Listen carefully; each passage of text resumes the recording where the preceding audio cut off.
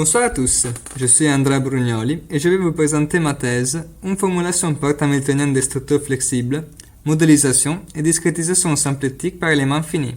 Cette thèse, financée par l'ISAE Supero, a été dirigée par Daniel Lazare et Valérie Pommier-Boulanger du département des CAS et Denis Matignon du département DISC.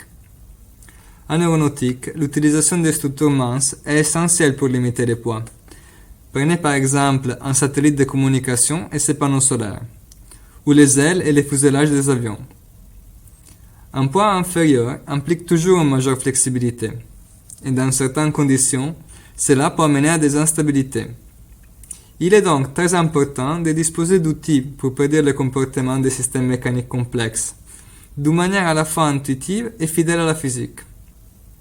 Un outil de modélisation intuitif permet d'analyser la complexité d'un faisceau modulaire, en permettant de quantifier les performances selon différentes configurations, choix de design et composantes mécaniques.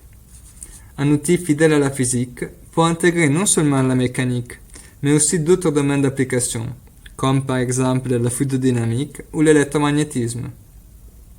Dans le cadre de ma thèse, j'ai étudié un formalisme mathématique qui permet d'analyser différents systèmes physiques d'une manière unifiée et modulaire.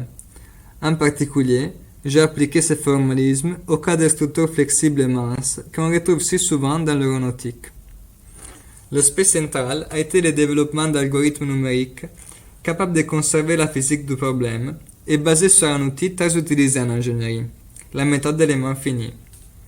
Par méthode d'éléments finis, on indique les processus démaillés en domaine spatial intéressés par un phénomène physique à l'aide de petits éléments, pour pouvoir résoudre les équations avec un calculateur.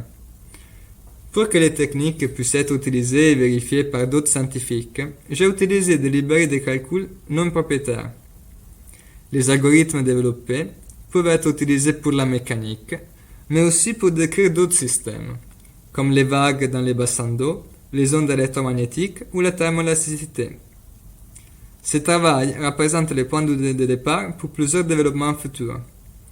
Il devient possible de représenter d'une manière unifiée des phénomènes multiphysiques, comme l'interaction entre l'aérodynamique et la mécanique des ailes.